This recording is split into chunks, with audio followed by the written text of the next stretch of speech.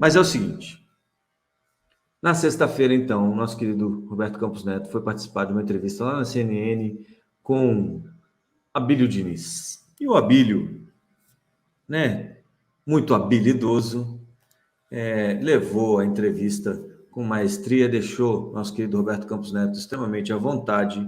E aí ele disse o seguinte, olha, a culpa dos juros estarem onde estão é do governo, que deve muito, beleza. Né? Apontou o dedo para o Lula, né? Dividiu, passou a bola, olha só, meu querido, aqui é reativo, a gente reage ao que está acontecendo. A gente não formula nada, a gente só reage, certo? E mandou essa para o governo. Duas coisas me chamaram a atenção, tá? Uma é a baixa reação do governo a esse comentário, que foi a primeira vez, na minha opinião, que o Roberto Campos Neto realmente subiu o tom, né? Tem uma expressão para isso que eu não posso falar, mas assim, apontou de verdade o dedo para o governo, falando, olha, você fica falando de mim aí, fica esculhambando o que a gente está fazendo lá no Banco Central, eu sou um voto dos 9, e também tem outra, viu? O problema aqui é a dívida do governo, que tem que diminuir. Aí ele fala, olha, o arcabouço fiscal melhorou, né, eliminou ali o risco de cauda, né, aquela coisa que eu estava falando para vocês, tem uma curva com distribuição normal, aquela que parece um sino, né?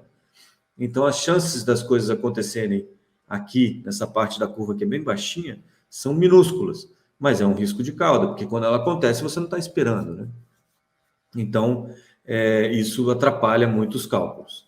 E aí o Campos Neto falou, olha, no nosso caso lá é técnico, a gente trabalha tecnicamente, etc e tal, e se o juro está alto, o problema é a dívida, o governo tem que controlar a dívida, certo? E aí o problema é o governo, que tem que captar dinheiro no mercado, e aí o mercado que diz quais são os juros. Não é a Selic, não é nada disso. Muito bem. Você poderia até, assim como aqui está a frase dele aqui, como eu normalmente falo, o Roberto Campos Neto não é exatamente um político, né?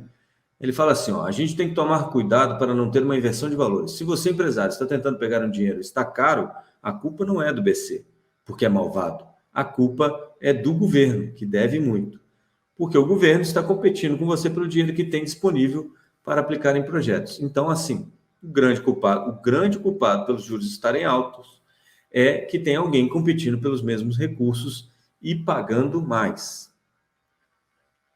Você poderia dizer que o Roberto Campos Neto não é um cara muito político, etc. e tal.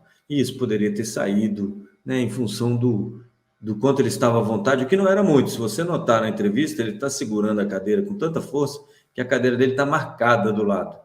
E isso demonstra algum desconforto ali com aquela situação, né? Mas mais do que isso, quando ele fala essa frase, quando ele volta de uma propaganda, teve um intervalo. A pergunta que ensejava essa resposta já tinha sido respondida antes.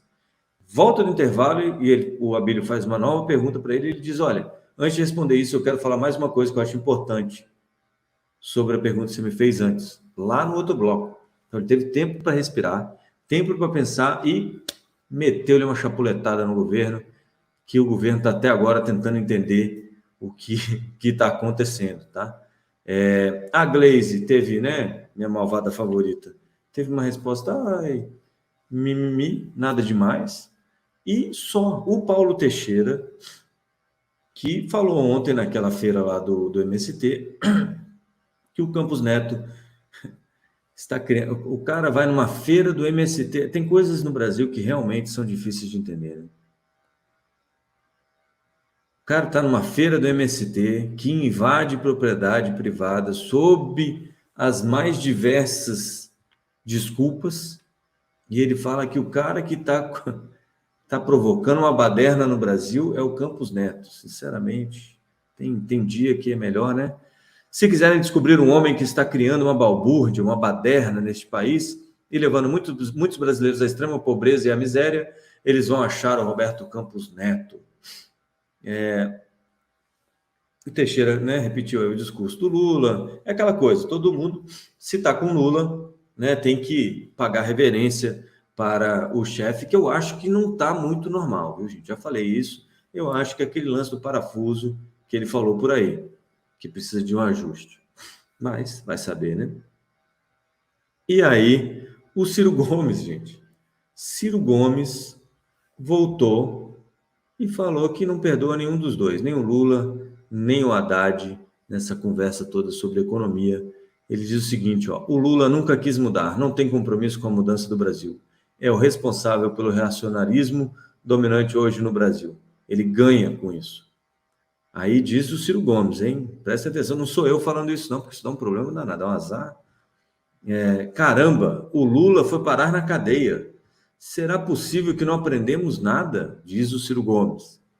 Ou nós acreditamos que o Lula foi inocentado? Ele não foi. O Lula teve direito à presunção de inocência restaurada. É diferente de ser inocentado em um julgamento. E aí, ainda fala o seguinte, ó, essa demissão do Campos Neto tem que ser provocada pelo CMN. Não é bem isso, tá? Mas serve também.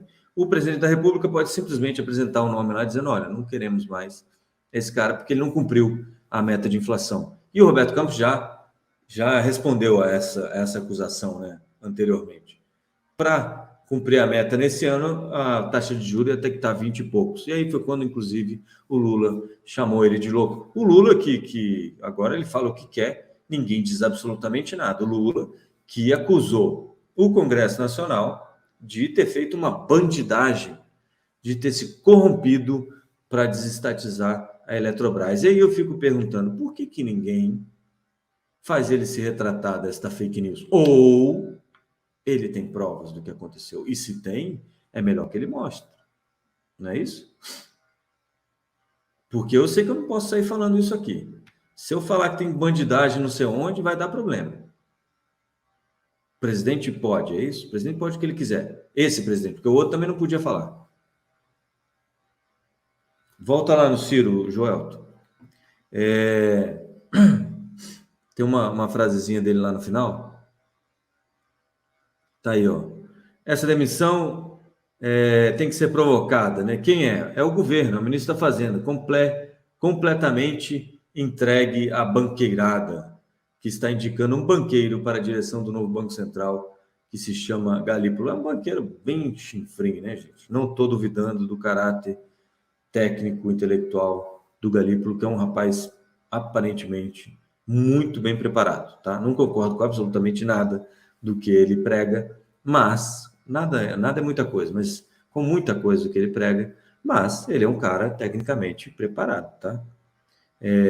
E o Ciro disse que não sente que ele representa mais ninguém. Na verdade, ficou doído porque a votação dele na eleição foi pífia, né? E aí ele meio que desistiu, disse que vai arranjar alguma outra coisa para fazer.